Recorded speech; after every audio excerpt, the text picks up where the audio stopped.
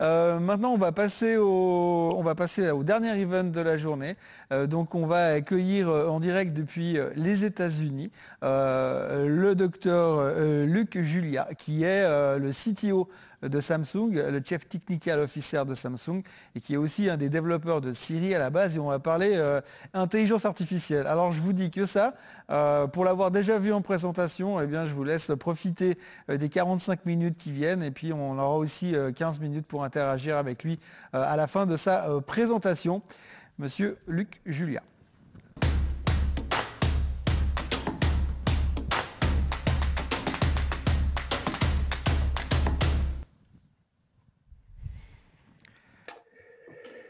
Bonjour, je vais donc partager mon écran et je vais commencer en présentation. Donc effectivement, c'est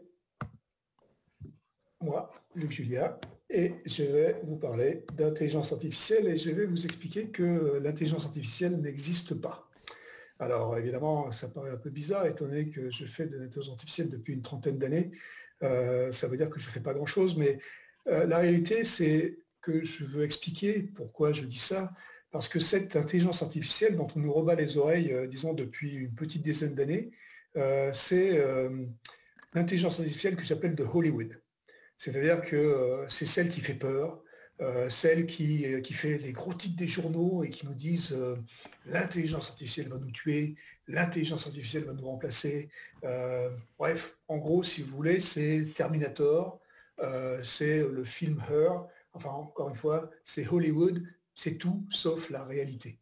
D'accord. Ce que je vais essayer de vous raconter aujourd'hui, c'est ce que sont les intelligences artificielles, parce qu'il n'y a pas d'intelligence artificielle générale, il n'y a pas d'intelligence artificielle qui soit aussi intelligente que nous.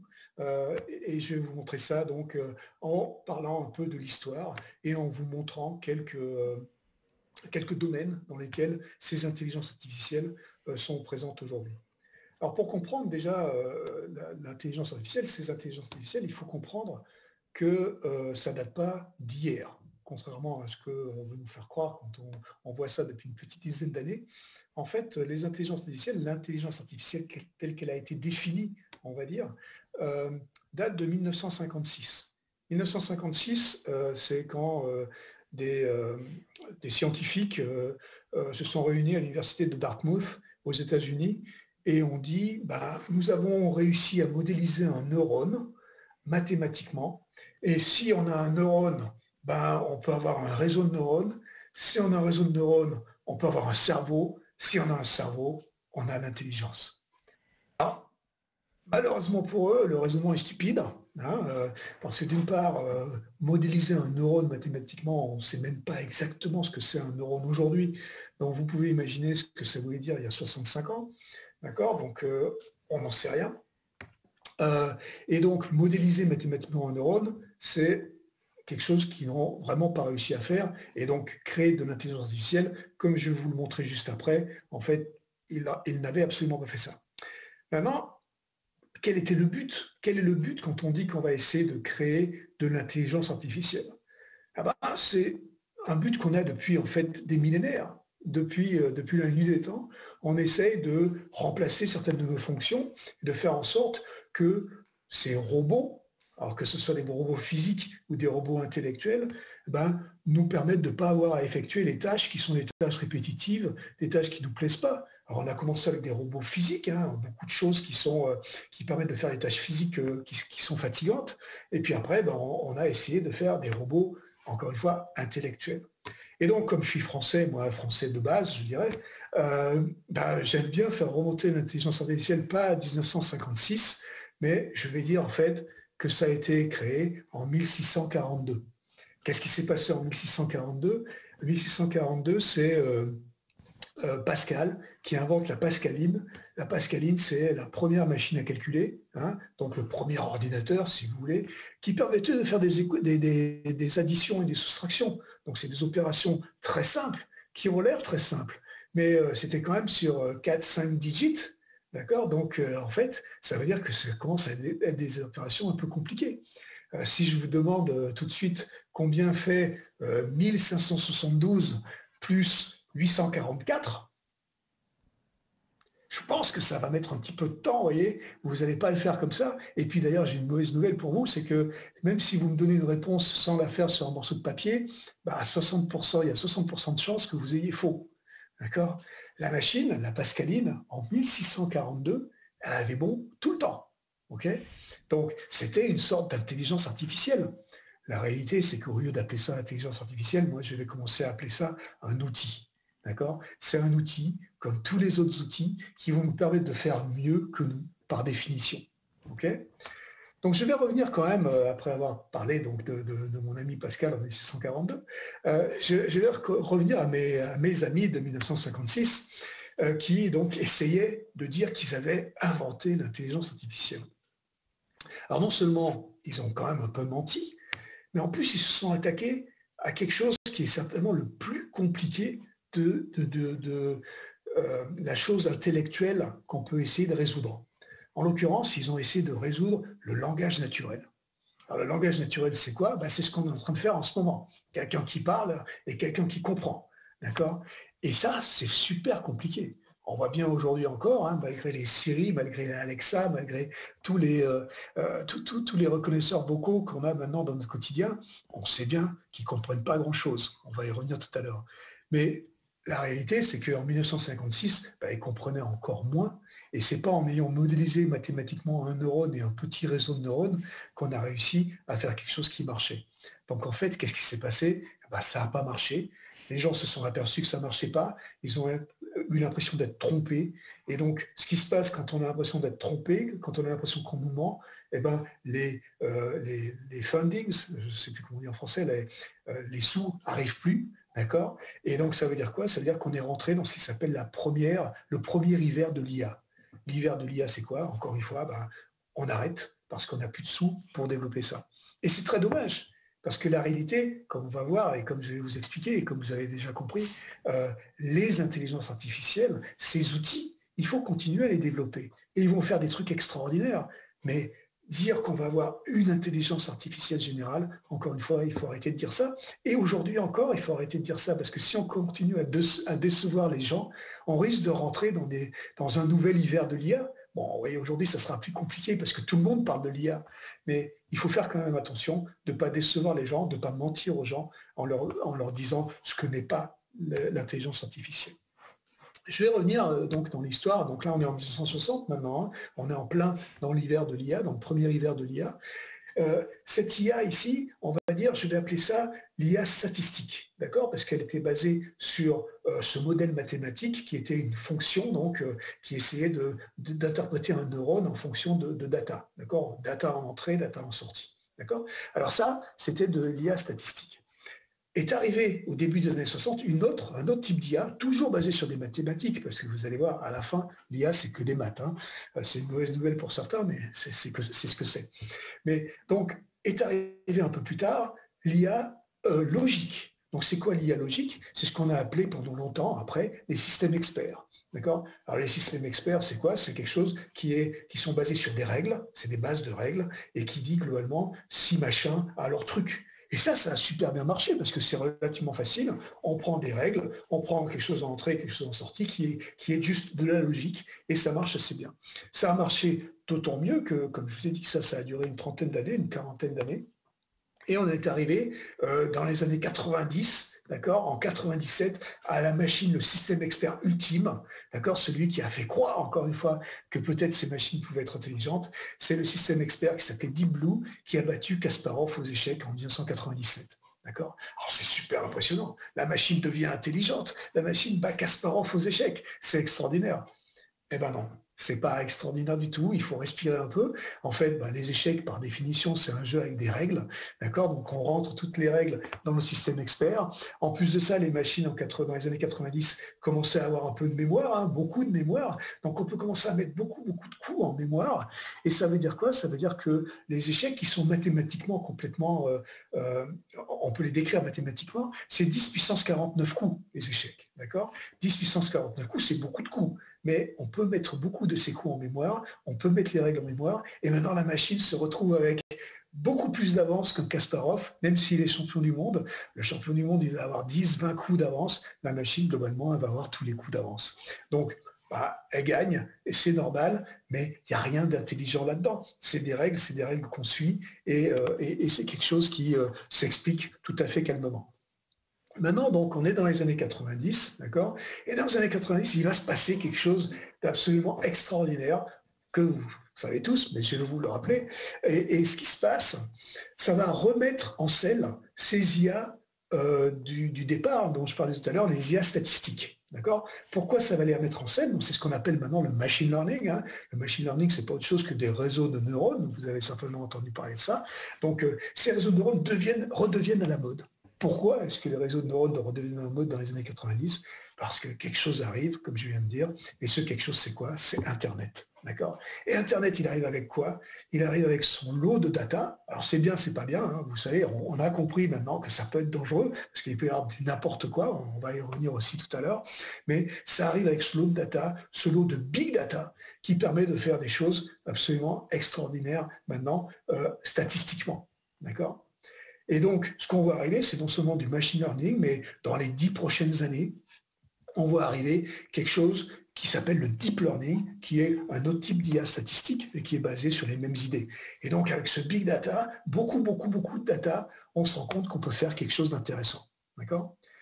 Alors là, je vais vous parler d'une chose qui va avoir l'air bizarre, mais je vais vous rattraper juste après, vous en faites pas. Je vais vous dire que sur Internet, dans les années donc 2000 maintenant, hein, les gens s'amusaient à poster des images de chats. D'accord? Il y avait beaucoup d'images de chats sur Internet. Il y avait des chats partout. Mais il y avait des chats partout qui étaient intéressants pour les scientifiques comme nous, parce que ces chats, ils étaient annotés. Ça veut dire quoi? Ça veut dire que les gens, quand ils postaient une image de chat, ils disaient « Oh, c'est mon kitty, c'est mon machin, c'est mon truc ». Et donc, on savait que c'était un chat. D'accord? Et donc, c'est devenu la plus grande base de données du monde de chats annotés, où on savait qu'on avait des chats. Et on s'est dit, on va pouvoir faire, grâce à peut-être ces milliers et milliers d'images de chats, on va pouvoir faire un reconnaisseur automatique de chats qui va utiliser du machine learning, du deep learning. Et c'est ce qui a été fait. Et donc, on utilise ça. Et avec 100 000 images de chats, alors c'est pas deux, hein, c'est 100 000 images de chats, on peut réussir à faire un reconnaisseur de chats. Alors ça ne sert à rien, le reconnaisseur de chat, mais c'est pour montrer qu'on peut le faire. Donc, on va faire un reconnaisseur de chat qui va reconnaître les chats à 97%. C'est magnifique. D'accord? On va dire, bah ça y est, ça c'est intelligent. On a fait une machine qui reconnaît les chats à 97%. Waouh! Bon, bah là, on réfléchit un peu, on dit, est-ce que c'est vraiment intelligent de faire une machine qui va utiliser 100 000 images de chats pour faire des chats? Et la réponse, elle se trouve chez nous, en fait. Elle se trouve ici, nous humains. Quand on demande aux psychologues, mais combien d'images de chats, combien d'instances de chats nous faut-il, nous, humains, pour reconnaître les chats? Et pas à 97%, à 100%. Les psychologues vont vous dire que ma fille de 2 ans, elle a besoin de 2 instances de chats pour reconnaître les chats tout le temps, même la nuit. Alors la nuit, par exemple, le reconnaisseur de chats qu'on a créé, il ne reconnaît pas les chats, parce que personne n'a posté sur Internet une photo de son chat la nuit. Ça ne sert à rien, on ne voit rien. D'accord? Donc, évidemment, il ne va pas reconnaître ça, alors que ma fille va reconnaître les chats même la nuit. D'accord? Ma fille va reconnaître les chats même quand ils sont dessinés par Picasso. Bon, ça, je ne suis pas sûr, en fait. D'accord? Peut-être qu'elle ne va pas reconnaître parce que c'est quand même compliqué. Mais enfin, elle va reconnaître les chats la plupart du temps. D'accord? Et il lui faut que 2 instances de chat.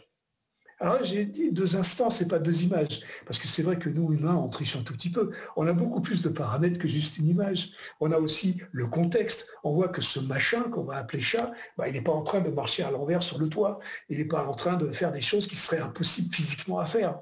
Donc, la vérité, c'est qu'il y a beaucoup plus de paramètres qui nous permettent, nous, de reconnaître les chats que juste l'image de chat. D'accord? Mais ce que je suis en train de dire de toute façon ici, c'est que les techniques utilisées par ces intelligences artificielles n'ont strictement rien à voir avec les techniques que nous utilisons dans notre cerveau. Et ça, je vais vous le démontrer, je vais continuer à vous le démontrer avec un autre exemple. On va avancer 10 ans plus tard. On va arriver maintenant en 2016. D'accord? En 2016, cette fois-ci, c'est une machine qui s'appelle DeepMind qui bat le champion du monde de Go au Go. Alors, c'est plus les échecs, là, c'est le Go. D'accord? Et le Go, en fait, c'est un peu plus compliqué que les échecs, parce que si vous demandez aux mathématiciens de vous donner le nombre de coups en Go, ils ne vont pas trop être d'accord, parce qu'ils vont vous dire qu'il y a entre 10 puissance 200 et 10 puissance 600 coups. Bon, ça veut dire quoi? Ce que je suis en train de dire, c'est qu'on n'en sait rien, d'une part, et que d'autre part, c'est beaucoup. C'est beaucoup, c'est quelque chose qui pour nous pourrait être assimilé à l'infini. D'accord? C'est vraiment beaucoup, beaucoup. Contrairement à ce que me disent certains, 10 puissance 200, c'est pas 5 fois plus ou 4 fois plus 10 puissance 49 comme aux échecs. Hein. C'est beaucoup, beaucoup, beaucoup de zéros. Okay, donc, la vérité, c'est qu'on ne sait pas et qu'on ne va pas pouvoir mettre tous les coups du Go dans une mémoire, comme on avait fait avec les échecs. Et du coup, il va falloir utiliser des méthodes statistiques. Donc, on va utiliser effectivement le machine learning, on va faire apprendre, il y a toujours des règles, hein, donc on va faire apprendre à la machine les règles, et puis on va lui montrer plein de parties différentes, et puis elle va pouvoir inférer des coups toute seule, etc. Je ne vais pas aller dans les détails de comment la machine marche, mais par contre, je vais aller dans les détails de la machine elle-même. Donc, je vais regarder les entrailles de cette machine qui s'appelle DeepMind, qui a été faite par une filiale de Google. Hein.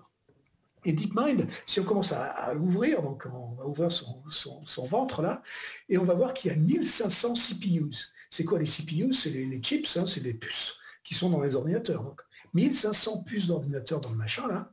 Et puis il y a 200 GPUs. Les GPU, c'est d'autres puces encore plus puissantes, c'est les puces graphiques, hein, J comme graphique, G comme graphique. Et donc les GPU, c'est donc encore plus puissant, ça fait du calcul matriciel, c'est super pour faire du deep learning. Très bien. Et en plus de ça, il y a encore d'autres bestioles qui s'appellent des TPUs, qui sont spécifiquement faits par Google et qui sont très bons pour faire du TensorFlow, T comme TensorFlow, et pour faire encore une fois du deep learning. Donc en gros, ce que je suis en train de dire ici, c'est que cette machine, c'est en fait 2000 ordinateurs. D'accord, 2000 ordinateurs pour jouer au Go. Okay, et ces 2000 ordinateurs, en gros, c'est un data center, si vous voulez. D'accord, c'est-à-dire que ça utilise autant de puissance qu'un data center. C'est un petit data center, mais c'est un data center. Et ces CPU, ces 2000 CPUs, ils utilisent 440 kilowatts. 440 kilowatts pour jouer au Go. Et là, encore une fois, je vais faire la même comparaison que j'ai fait tout à l'heure. Je vais dire, mais le petit Coréen là, qui s'est fait ratatiner par la machine, qu'est-ce qu'il utilise, lui? Combien de watts utilise-t-il pour jouer au Go? Et là, on se pose la question simplement, et on demande aux gens qui comprennent bien et qui comprennent un peu mieux le cerveau, d'accord? Et ils vont nous dire que nous, la plupart d'entre nous, quand on utilise correctement notre cerveau, on développe à peu près 20 watts. Donc là, on a une machine qui développe 440 kilowatts juste pour jouer au Go contre un humain qui utilise 20 watts. Et lui d'ailleurs, donc 20 000 fois moins, et lui d'ailleurs, il fait autre chose que jouer au Go. Hein. Il peut parler en même temps, ce qui est compliqué, on a vu ça tout à l'heure. Il peut faire la cuisine, enfin, on peut imaginer plein de trucs qu'il fait avec ses 20 petits watts. Donc encore une fois, la démonstration de ce que je suis en train de vous dire ici, c'est de dire, ces méthodes utilisées, ces méthodes statistiques, ces méthodes de deep learning ou de machine learning ou même de systèmes experts n'ont strictement rien à voir avec les méthodes qui sont utilisées par notre cerveau, des méthodes qui sont ces méthodes d'intelligence que nous avons. Okay, donc il faut bien garder ça en tête et je vais revenir sur ces 440 kW qui peuvent être une aberration écologique. Hein, et il va falloir à un moment donné qu'on régule et qu'on fasse attention parce qu'il ne faut pas tout faire avec les intelligences artificielles. Parce que juste en faisant des intelligences artificielles, on peut faire péter la planète si on continue comme ça. Okay, je vais repasser rapidement maintenant sur les données. Comme je vous disais tout à l'heure, hein, toutes ces intelligences artificielles, les nouvelles, là, celles qui sont le machine learning et le deep learning, même si elles sont nouvelles depuis les années 2000, comme j'ai dit, mais en fait, ce sont les originales des années 1950, ces intelligences artificielles, elles utilisent du big data. D'accord ? Et comme j'ai dit tout à l'heure, le problème du data, les problèmes des data qu'on va trouver sur Internet surtout, c'est que ces data peuvent être potentiellement biaisées. Ces data peuvent être potentiellement mauvaises. D'accord ? Et donc, il faut faire attention, quand on crée des systèmes d'intelligence artificielle, il va falloir faire très attention au choix des données. Et ça, on ne le fait pas toujours parce que, franchement, aujourd'hui, c'est assez facile de créer ces systèmes d'intelligence artificielle parce que c'est assez facile d'avoir accès aux données. Mais les données biaisées, c'est un gros problème. Et je vais vous donner deux exemples.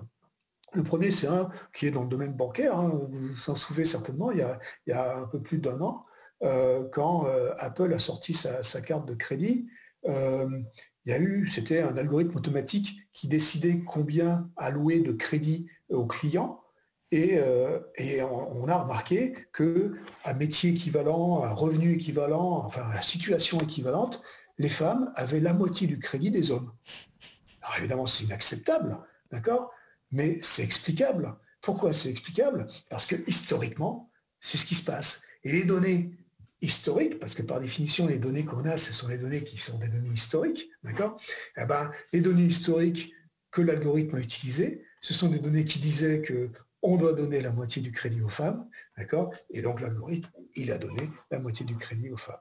D'accord? Alors ça, c'est très embêtant, évidemment. Hein, ce n'est pas une bonne pub pour la boîte qui fait ça, mais ça peut être encore pire que ça. Et donc, pour ça, je vais vous donner un autre exemple. C'est un exemple toujours en 2016. C'est un des premiers chatbots sur Twitter. Alors, Microsoft crée ce chatbot pour promouvoir ses produits sur Twitter. D'accord? Ce chatbot s'appelle Tai. Et donc, ils mettent ce chatbot pour pouvoir dialoguer avec les gens et pour pouvoir, au bout de quelques sessions de dialogue, promouvoir les produits en disant « Ouais, Word, c'est super » ou je ne sais pas quoi. Okay? Et Tai, en 2016, est devenu en quelques heures le chatbot le plus raciste et sexiste de l'histoire des chatbots. D'accord? Alors, ce n'était pas très long, l'histoire du chatbot, mais la conséquence, ça a été que Microsoft a dû débrancher Tai après seulement 16 heures d'opération. Les gars, ils ont mis certainement des mois pour développer le machin, d'accord? Et au bout de 16 heures, ils sont obligés de débrancher parce que le truc est devenu vraiment très très raciste et très très sexiste. Et il insultait globalement les Noirs, les femmes sur Twitter. Alors c'est quand même un peu embêtant, parce que ce n'était pas vraiment le but. Et donc, là on se dit, mais qu'est-ce qui s'est passé? Ça n'a quand même aucun sens. Je veux dire, les gars, ils ont quand même testé le truc avant, enfin c'est pas possible. Et là, il peut y avoir deux types de bugs. Alors, je vais appeler d'abord un bug classique. D'accord? Un bug classique, c'est un bug d'algorithme, on s'est trompé, et puis on a fait une petite bêtise. Là, en l'occurrence, quand on crée un système de dialogue, on met en général un facteur d'adaptabilité pour s'adapter au public auquel on s'adresse. D'accord? Donc, on fait en sorte que le chatbot, qui est automatique, parle de la même manière que les gens à qui on s'adresse. Et il se trouve que sur Twitter, moi je ne sais pas, j'y suis pas, mais il paraît que sur Twitter, au bout de 2-3 interactions, on s'insulte. D'accord? Donc là, le bot, il a bien fait son boulot. Au bout de 2-3 interactions, il insultait les gens. Bon. Ça, c'est pas très grave comme bug. Il suffit de prendre ce slider d'adaptabilité, et puis de le descendre et de faire en sorte qu'on contrôle le dialogue. Donc là, il va parler comme on veut qu'il parle et pas comme les gens à qui on s'adresse parlent. Donc ça serait à la limite pas très grave comme bug. Mais par contre, il y a certainement un autre bug qui est un bug de data, un bug de données. Trouver des conversations sur Internet, c'est compliqué. C'est plus difficile que de trouver des chats. D'accord? Et surtout des conversations annotées. Parce que comme je vous ai dit tout à l'heure, il faut toujours avoir ce qu'on appelle le ground truth, la vérité. D'accord? Donc il vous faut, pour entraîner une machine, il vous faut avoir l'image de chat et puis dire que c'est un chat. D'accord? De la même manière, quand on a des conversations et qu'on va avoir des chatbots, il va falloir avoir des conversations et avoir une idée de ce que disent ces conversations. D'accord? Donc il vous faut des conversations annotées pour pouvoir créer un chatbot, pour pouvoir l'entraîner.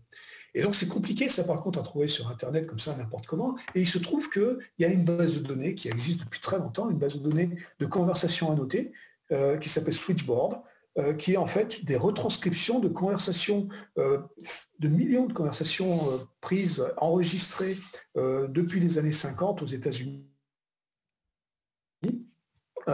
et qui sont des conversations téléphoniques quand des gens appelaient pour dire que leur machine avait été cassée ou pour commander un truc ou je ne sais pas quoi. D'accord? Donc c'est des conversations et elles sont toutes retranscrites, c'est-à-dire qu'elles sont annotées. Et c'est ce qu'utilisent tous les gens qui font des dialogues, tous les gens qui font du speech, de la reconnaissance de la parole, des choses comme ça. On utilise Switchboard depuis des années.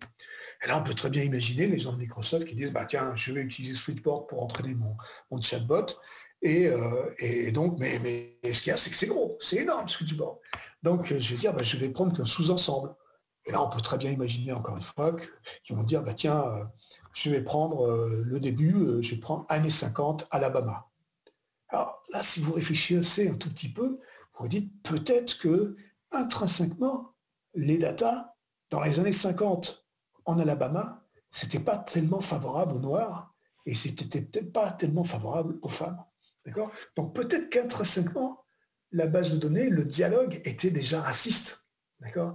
Et donc évidemment, il n'a pas fallu longtemps après, au cours des dialogues, pour que cette moelle qu'avaient les datas, que montraient les datas, ben, ressorte et se mettent donc à insulter ces gens-là.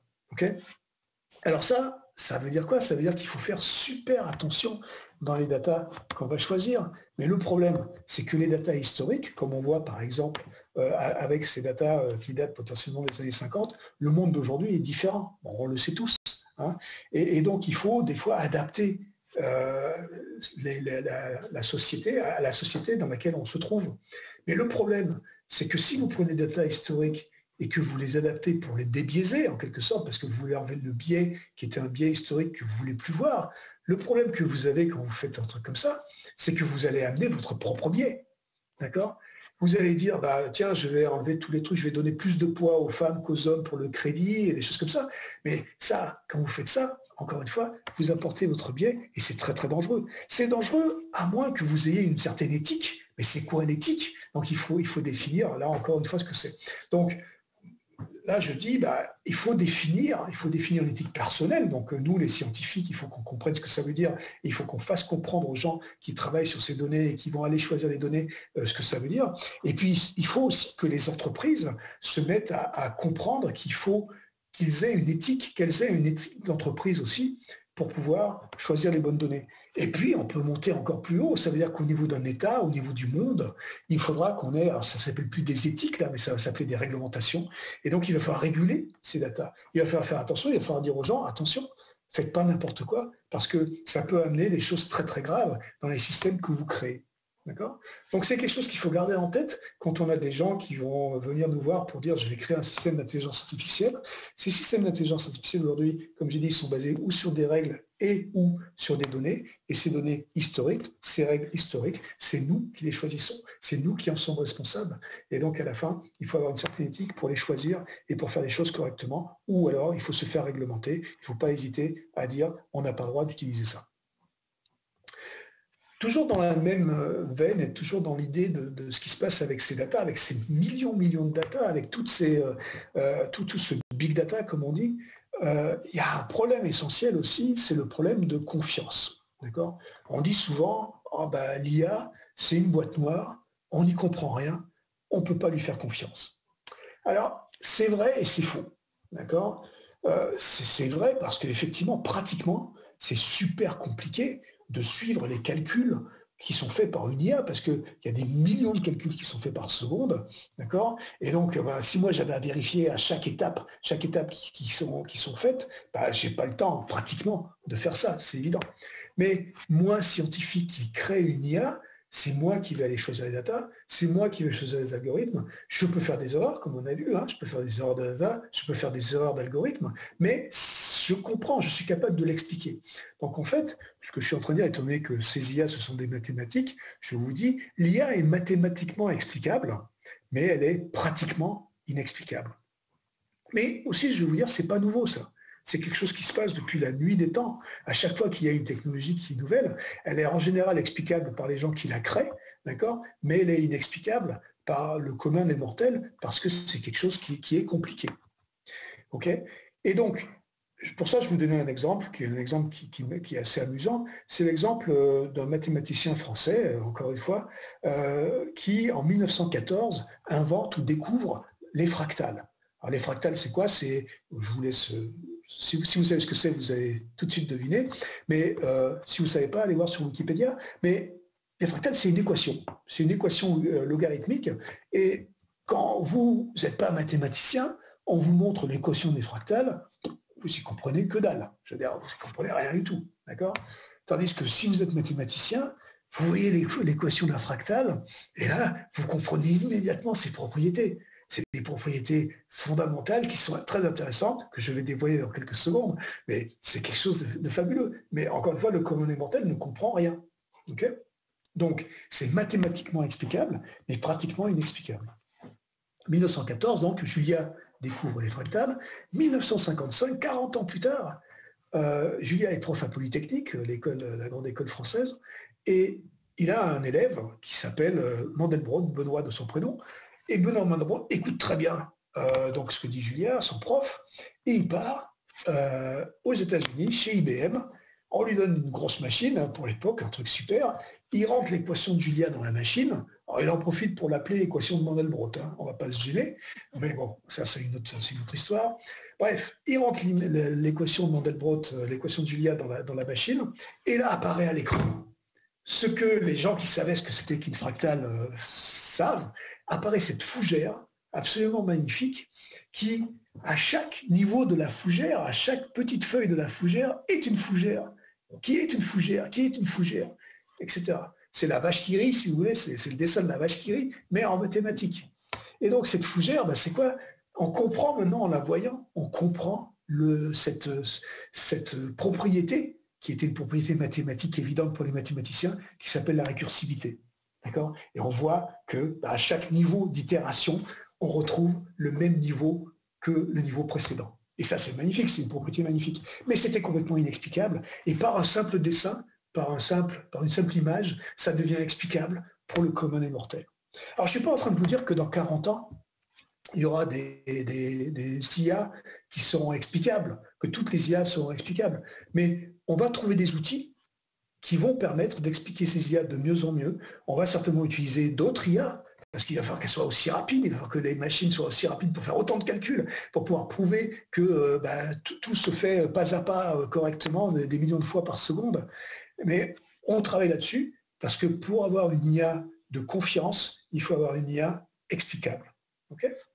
Donc ça, c'est fait. Maintenant, je vais vous parler d'un truc qui m'énerve. Vous avez compris que l'histoire de Mandelbrot de Julia, ça m'énerve un peu. Mais il y a un truc qui m'énerve encore plus. D'accord? Et le truc qui m'énerve encore plus, c'est quand on parle de voiture autonome. D'accord? Alors là, si on nous saoule avec l'intelligence artificielle depuis 10 ans, depuis 3 ans, là, on nous saoule encore plus avec la voiture autonome. Alors, mettons-nous d'accord sur les termes. Ici, on nous raconte n'importe quoi sur la voiture autonome niveau 5. Il y a 5 niveaux d'autonomie. La voiture autonome niveau 5, c'est celle qui serait complètement autonome, qui fait tout mieux que nous tout le temps, dans toutes les situations. Et c'est celle-là, avec dont on nous rebat les oreilles tout le temps. Et cette voiture autonome, donc, en janvier 2018, au CES, au salon de Las Vegas, on nous disait, oh là là, la voiture autonome arrive dans 5 ans. Ça va être magnifique, c'est formidable. Hein, c'est mené par des gens comme Musk qui font Tesla. Ouais, ça arrive, ça y est, dans 5 ans, on va avoir des voitures autonomes partout, ça va être génial. Alors ça, c'était le grand discours donc, de janvier 2018. Janvier 2019, un an plus tard, CES 2019, ah ouais, les voitures autonomes arrivent, oui, bon, ça va prendre un peu plus de temps que prévu, hein, ça va prendre 10 ans, peut-être 15 ans. Okay. Bon. CES 2020, ouais, ça arrive, mais bon, allez, 20 ans. Dans 20 ans, ça sera là. Bon, CES 2021, c'était pas vraiment online, mais les gens là commençaient à dire, ça va être compliqué quand même. Moi, je dis depuis le début que les voitures autonomes niveau 5, en utilisant les méthodes d'intelligence artificielle dont on a parlé, qui sont ces méthodes mathématiques, n'existeront jamais. Alors pas dans 10 ans, pas dans 50 ans, pas dans 1000 ans, jamais. Et ça, vous pouvez me croire ou pas, hein, mais je vais vous le prouver. Je vais même vous le prouver. Et je vais vous le prouver avec 2 exemples, parce que j'aime bien les exemples. Alors, il y a un exemple qui est très, très, très fastoche pour les Français. Ça s'appelle, pas en période de pandémie, mais en période normale, ça s'appelle la Place de l'Étoile à Paris à 18h. Alors, Place de l'Étoile à 18h, je ne sais pas si vous avez déjà eu l'occasion de conduire là-dessus, mais c'est un peu spécial, on va dire. Hein. Si vous mettez une voiture autonome à l'entrée de la Place de l'Étoile à 18h, elle ne sort pas, elle ne bouge pas. Okay, parce que la conduite sur la Place de l'Étoile à 18h, ce n'est pas du code de la route. C'est pas quelque chose qu'on vous a appris quand on vous a appris à conduire. C'est quelque chose d'autre. C'est beaucoup de négociations. Hein. C'est un peu de bumper contre bumper. Hein. Il faut se pousser un peu. Enfin bon, comme j'ai dit, c'est quand même spécial. Et donc une voiture autonome, si elle est basée sur les règles du code de la route, hein, ce qui est normal, elle ne va pas avancer, elle ne va pas la traverser cette place.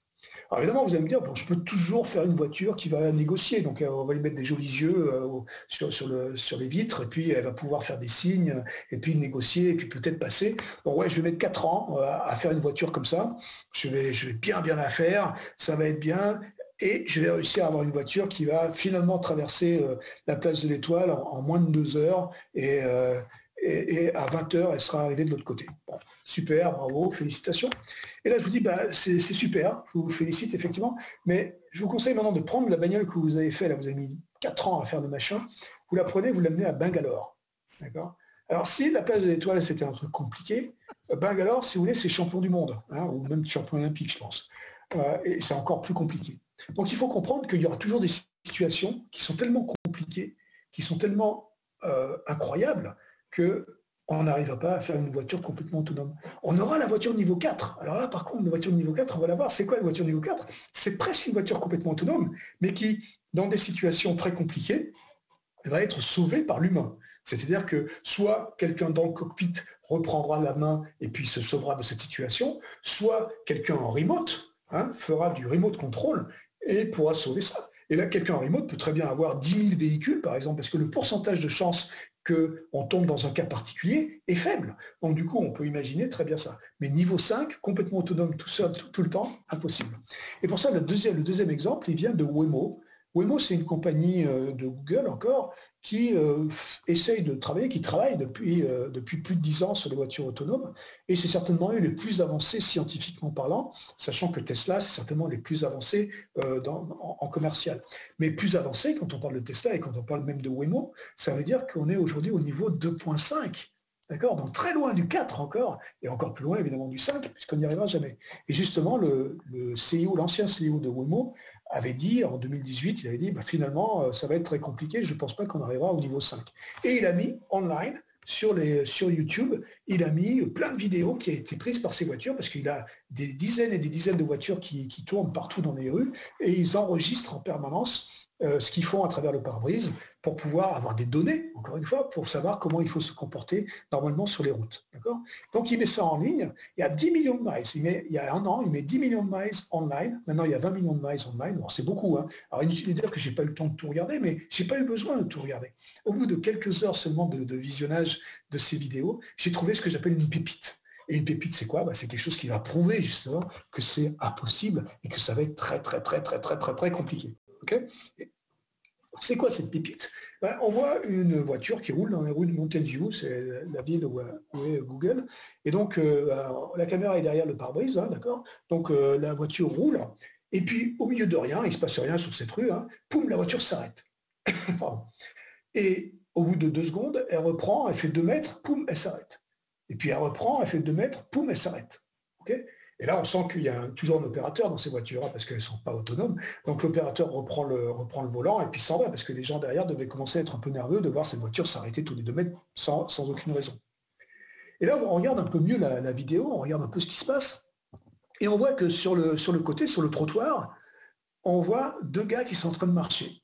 Bon, il y a 2 gars qui marchent sur le trottoir, jusque-là, il n'y a pas mort d'homme, mais on regarde encore mieux, et on voit qu'un des 2 gars qui est en train de marcher sur le trottoir, sur son épaule, il a un panneau stop. Alors évidemment, vous voyez un mec qui est sur le bord de la route en train de marcher avec un panneau stop sur l'épaule, vous vous arrêtez pas. D'accord ? J'espère, sinon il faut qu'on parle. Mais la voiture, qu'est-ce qu'elle voit ? Elle voit un panneau stop. Et puis elle voit un panneau stop. Et puis elle voit un panneau stop. Okay ?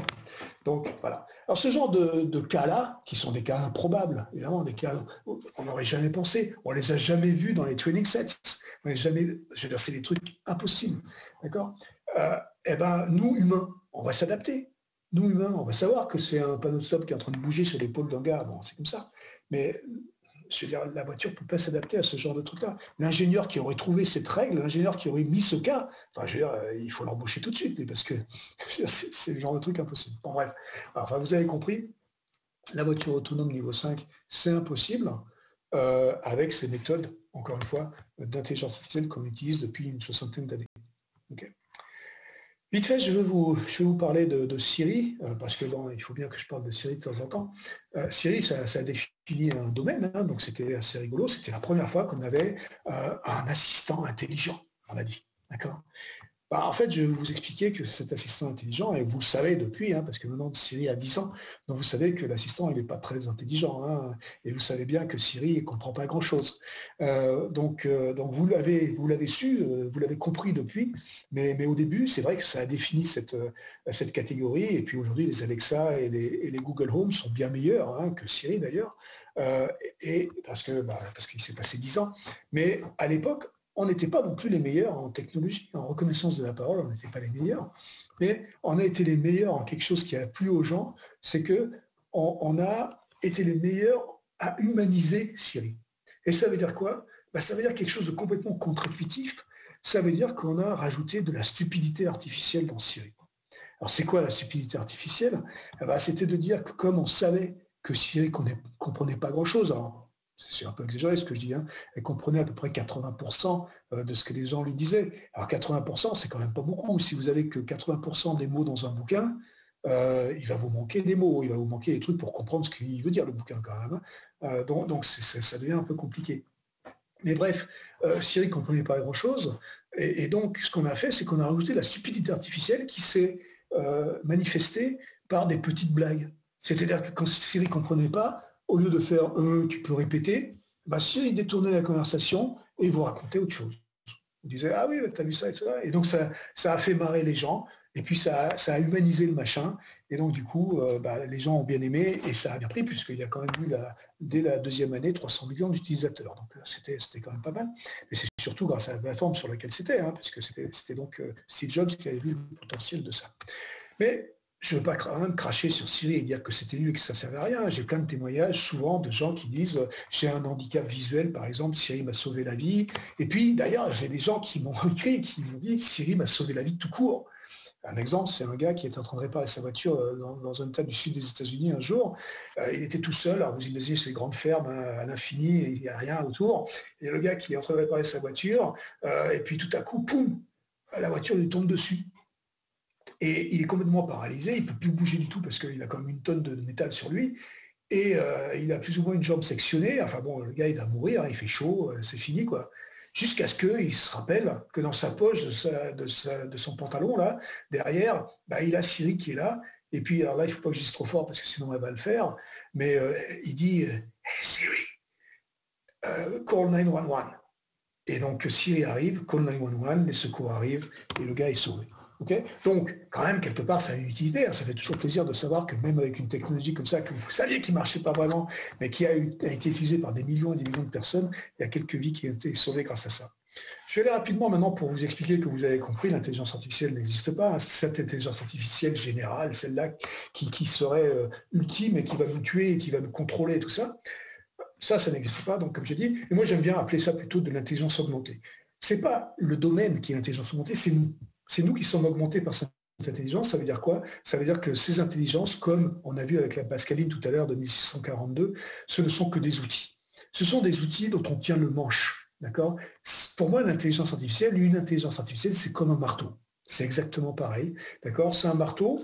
On va le prendre pour planter le clou. C'est bien plus efficace que notre poing. Hein. On se fait beaucoup moins mal. Mais on peut l'utiliser à bon escient pour planter le clou, mais on peut l'utiliser à mauvais escient pour taper sur la tête du voisin. Et ça, c'est pas bien. D'accord? Mais c'est pas bien, on ne sait pas forcément que c'est pas bien. Donc il faut peut-être réguler, il faut peut-être expliquer aux gens, il faut éduquer les gens sur comment utiliser ces intelligences artificielles, sur comment utiliser ces outils, et c'est ça qui est important. D'accord? Mais à la fin, vous avez bien compris, ce marteau, cette intelligence artificielle, c'est moi, c'est nous qui en avons le manche, qui tenons le manche. Donc c'est nous qui décidons.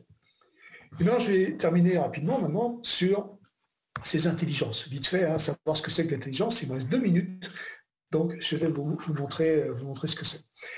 Je n'ai pas trop parlé d'intelligence humaine, mais je vais vous dessiner ici les intelligences humaines par rapport aux intelligences artificielles. Alors j'ai fait un joli graphe, hein, je vais faire ça mathématiquement parce que c'est ce que je sais faire. Donc je vais prendre 0 à 100, c'est les niveaux d'intelligence, hein, 0, Trump, et 100, un génie, d'accord? Et puis je vais prendre l'abscisse, c'est tous les domaines d'intelligence. Et ça, c'est nous. On n'est pas des génies, mais on n'est pas trop mal, d'accord? On est capable de dire tout et n'importe quoi sur n'importe quoi, d'accord? Bon, voilà, ça c'est nous. Et puis, ce qui est rigolo, c'est qu'on est, donc mathématiquement parlant, on va dire on est continu, d'accord? Voilà. Mais on est aussi infini, c'est-à-dire que si maintenant on invente un truc là tout de suite entre nous, on va pouvoir comprendre tout de suite ce que c'est et puis en discuter et tout ça. Donc on est continu infini. Regardons maintenant les intelligences artificielles dont j'ai parlé. Les échecs, d'accord? Les échecs, ils sont où? C'est des génies, d'accord? Il y a tous les coups d'échecs, le truc. Si vous gagnez contre une machine qui joue aux échecs, c'est que vous l'avez eu au niveau 2. Il n'y a aucune chance. Okay, donc voilà, c'est là. Si on prend le Go, ça va être rigolo parce que c'est plus qu'un génie, parce qu'il va jouer des coups qui n'ont jamais été joués dans l'histoire de l'humanité, donc c'est incroyable, quoi, d'accord? Si on prend la voiture autonome niveau 5, comme on a dit, n'existera pas, donc ce ne sera pas un génie, mais la voiture autonome niveau 4 sera meilleure que nous, parce que nous, on va faire un peu de texting au volant, nous, on va boire un coup de temps en temps, enfin bon, on va faire des petites bêtises. La machine va être mieux que nous, ça va, en niveau 4, ça va éviter 90% des accidents. D'accord? Donc il faut être très clair, c'est super de faire, des machines niveau 4. Là, je vais passer là-dessus, je vais revenir tout à l'heure, et n'importe quoi, on va pouvoir créer une intelligence artificielle pour n'importe quel domaine, en médecine, en transport, en n'importe quoi, et on crée ce qui s'appelle des outils. C'est mieux que nous, par définition, sinon c'est pas un outil, ça sert à rien. D'accord? Et ça va pouvoir donc faire les choses beaucoup mieux que nous. Mais là, ce que j'ai dessiné ici, ce sont des lignes en mathématiques qu'on appelle discrètes. D'accord? Et les mathématiciens vont vous dire, pour créer une ligne continue comme nous, ça va être compliqué parce qu'il faut une infinité de lignes discrètes. Donc créer des intelligences artificielles, surtout quand elles prennent beaucoup d'énergie, comme on a vu tout à l'heure, et s'il faut en créer une infinité pour nous matcher notre cerveau, ça veut dire qu'on va faire péter la planète avant de pouvoir créer une intelligence artificielle générale. D'accord? Si je regarde entre deux intelligences artificielles, qu'on va dire connexes, on va dire elles sont très proches, donc peut-être que je peux apprendre l'une à l'autre. La réponse est oui, vous pouvez essayer de faire ça. Le problème, c'est qu'entre deux lignes comme ça en mathématiques, il y a toujours un truc entre les deux qui s'appelle l'infini, et encore une fois, ça c'est compliqué. Tout ça pour dire que de toute façon, que ce soit là, que ce soit dans l'infini à nous de notre intelligence, là, ce que j'ai donc avec les pointillés à droite, là, les intelligences artificielles, elles sont nulle part. Elles sont nulle part parce qu'on n'a pas encore les datas, on n'a pas encore les règles. Donc, les intelligences artificielles ne sont pas là. Voilà, j'ai terminé. Je vous remercie. On va pouvoir passer aux questions maintenant. J'en suis à exactement 45 minutes. Parfait. Merci beaucoup. Plus précis, c'est difficile. Écoutez, moi je vais me faire la voix des auditeurs et je vais essayer de poser quelques questions. Et puis si j'en ai pas assez, j'en trouverai largement de quoi vous en poser moi-même. Alors, on va commencer directement avec la concurrence Chine-États-Unis. Et quelqu'un me demande qui est le plus fort en intelligence artificielle entre les Américains et les Chinois aujourd'hui? Les Européens. Ouais, c'est ça, on n'arrive pas à comprendre exactement, mais bon, je parlais des mathématiques tout à l'heure, vous avez bien compris, l'intelligence artificielle, ce sont des maths, hein, donc vous avez bien compris ça. Et le berceau des mathématiques, mine de rien, c'est en Europe. Okay.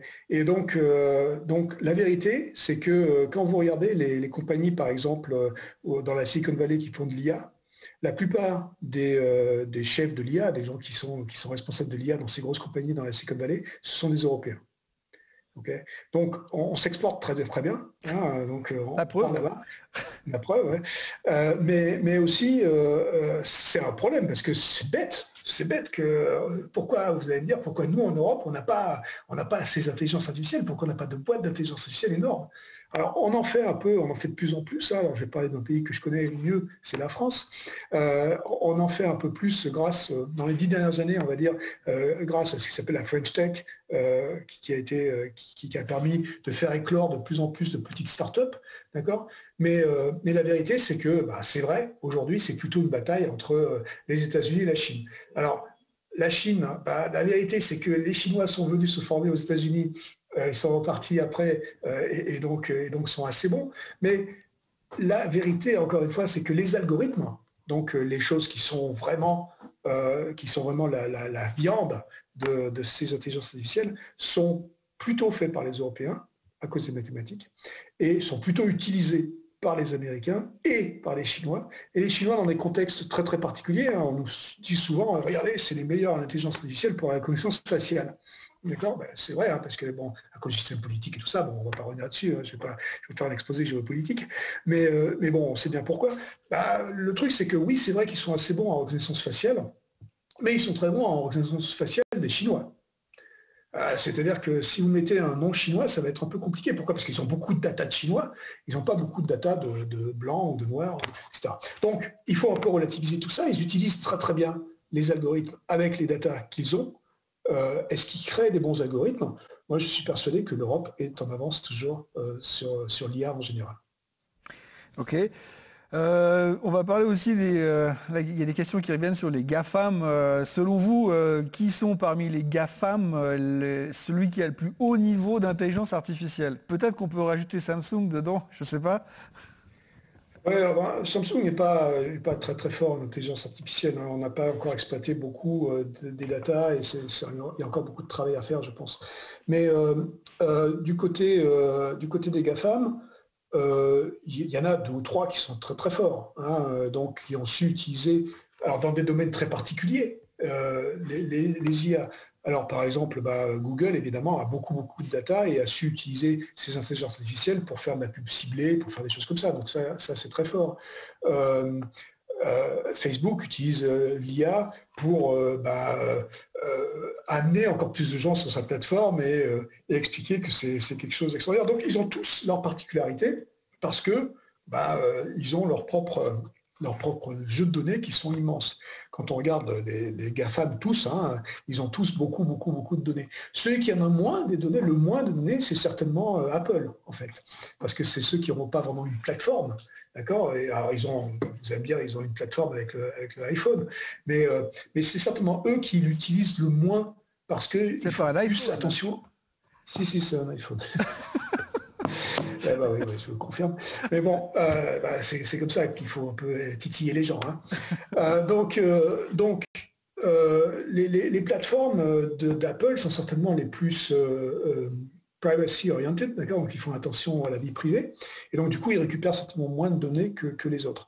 Donc c'est eux qui ont moins de data, et c'est pas pour ça que ils ont moins d'intelligence artificielle, ils y travaillent beaucoup.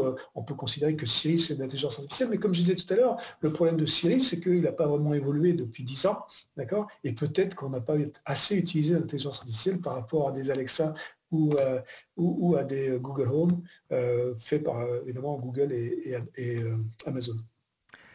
Est-ce qu'il y a des projets commerciaux aujourd'hui en termes d'intelligence artificielle que vous suivez attentivement, qui seront en train de... Ouais, alors, moi, je suis particulièrement intéressé par, vous avez compris, je vous ai parlé pas mal de voitures autonomes, hein. Donc il y a beaucoup les Tesla et autres Lucid, les nouvelles marques qui font des voitures autonomes. Les vieilles marques vont arriver aussi à faire des voitures autonomes bientôt. Alors, encore une fois, moi, ce que j'appelle voiture autonome, niveau 4, hein. Donc ça c'est super, parce que avec le vieillissement de la population, avec plein de choses, il va y avoir plein de choses. Et aujourd'hui, comme j'ai dit aussi, niveau 2.5, le niveau 2.5 évite déjà beaucoup d'accidents. D'accord. Donc il y en aura, il ne faut pas mentir, il ne faut pas dire qu'il n'y aura jamais d'accidents. Il y en a eu, ils sont trop médiatisés, les accidents qui sont faits par ces voitures pseudo-autonomes, d'accord, mais la vérité c'est qu'il y aura toujours des accidents, mais il y en aura beaucoup moins.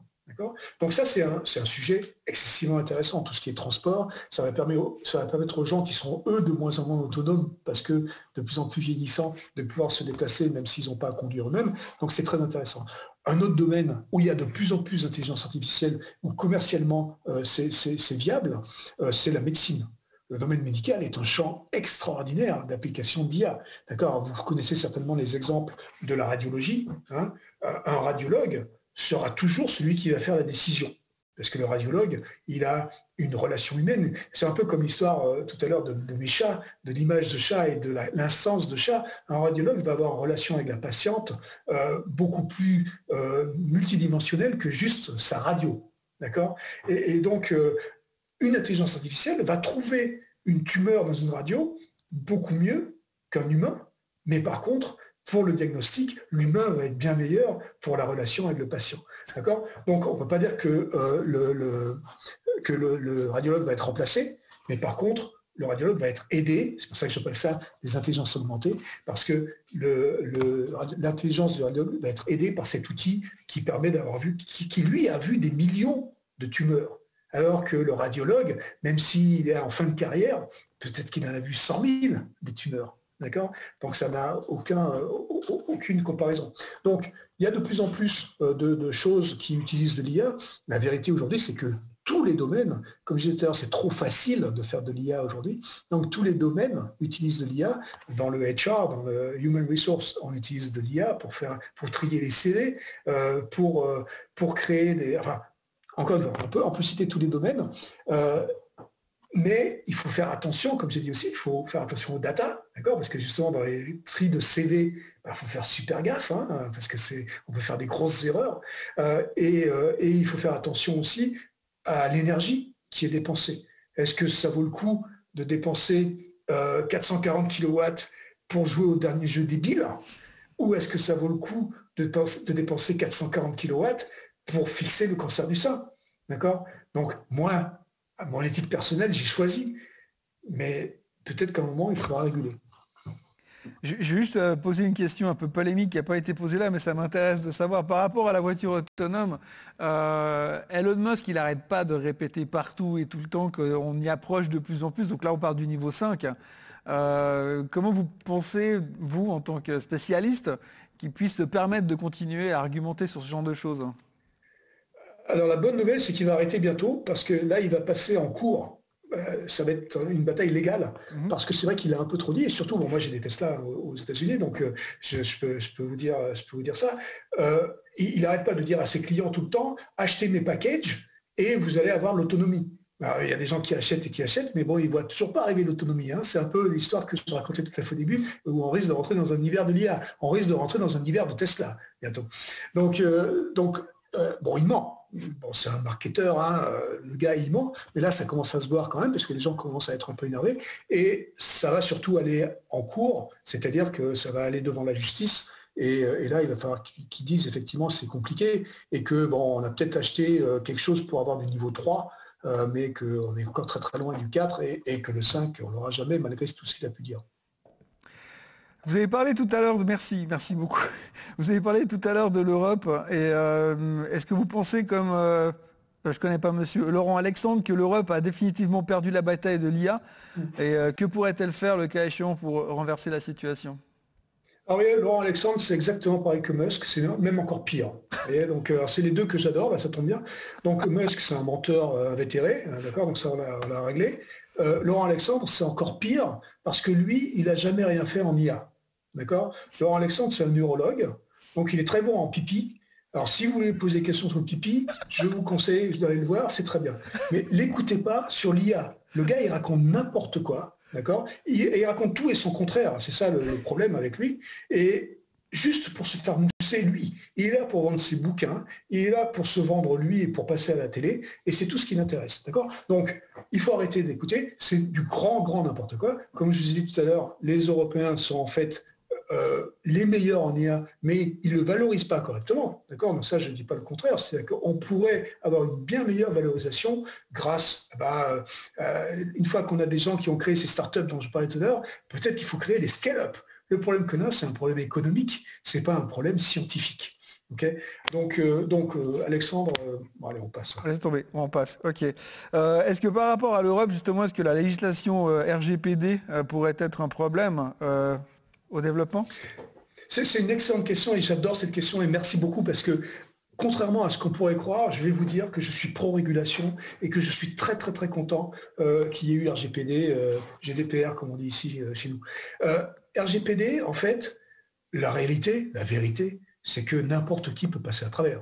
Je veux dire, si j'ai envie de la... Enfin, vous avez vu, aujourd'hui, on a des pop-up partout. Enfin, c'est infernal. Plus personne ne lit les pop-up, de toute façon.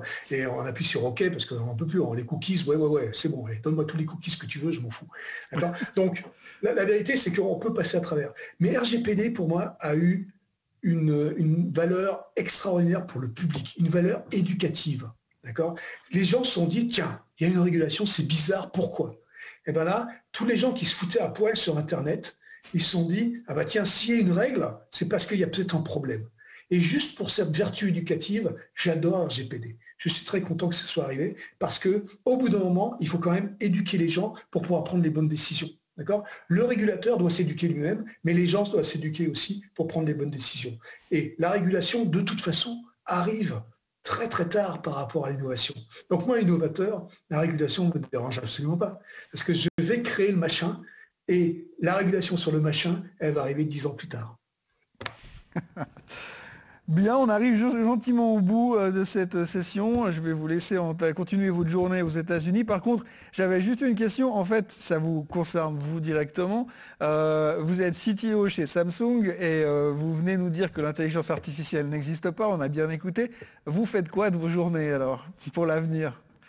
Ouais, c'est ce que j'ai eu au début. Alors, d'abord, j'ai un scoop, hein, je ne suis plus CTO chez Samsung. Bon, ben, Je viens d'arriver chez Renault pour jouer avec des voitures et pour mettre de l'intelligence artificielle dans les voitures.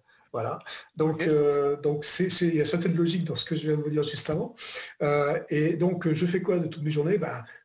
Que ce soit chez Samsung d'ailleurs ou chez Renault, il y a plein de choses à faire autour de l'IA, mais ces IA qui sont vraiment spécifiques et qui sont vraiment très pointues et qui ne sont pas ces IA génériques qui, elles, encore une fois, n'existeront jamais. Donc on vous retrouve finalement avec une Renault en niveau 3 dans quelques mois, c'est ça? Ah, j'espère bien, oui. Bah, en tout cas, merci beaucoup pour cette intervention encore une fois. C'est la deuxième fois que j'ai l'occasion de le voir et j'aime beaucoup. Merci beaucoup et merci d'avoir été là aujourd'hui avec nous. Je vous souhaite une très bonne journée en Californie. Avec À plaisir, à bientôt. bientôt, au Merci. revoir. Au revoir. Bien, il est 18 heures, à peu de choses près. On a fait 6 heures de direct. Là, il faut vraiment que je descende de scène. J'ai d'autres choses à faire. Non, franchement, c'était génial d'être avec vous aujourd'hui. Merci d'avoir été avec nous aussi nombreux durant ce Swiss Trading Day 2021. J'espère qu'il y en aura d'autres. J'espère vraiment que la prochaine fois, on pourra le faire avec cette salle magnifique qui sera pleine. Qu'est-ce qui va se passer maintenant? On va monter les 6 heures de direct. On va pas vous mettre une vidéo de YouTube en direct pendant 6 heures. Vous pourrez voir seulement les morceaux. Bien sûr, on va vous monter tout ça. Dans une semaine, vous aurez la version finale et définitive. Pour ceux qui se sont inscrits, vous allez recevoir un email avec un sondage, avec des questions à répondre pour qu'on sache ce qu'on peut faire de mieux la prochaine fois. Et puis, vous gênez pas pour nous dire ce qu'il y a à dire. Ne vous gênez pas pour revenir l'année prochaine. En ce qui me concerne, c'était super de vous avoir aujourd'hui. Il n'y aura pas de Morning Bull Live demain matin parce que je fais l'impasse, parce que je suis beaucoup trop loin de la maison pour rentrer ce soir et pour encore tourner demain matin. Mais par contre, je vous retrouve lundi matin pour une nouvelle vidéo et puis je vous retrouve avec un grand plaisir la prochaine fois, j'espère ici. Bonne soirée à tous, très bon week-end déjà et à bientôt. Bye bye et merci.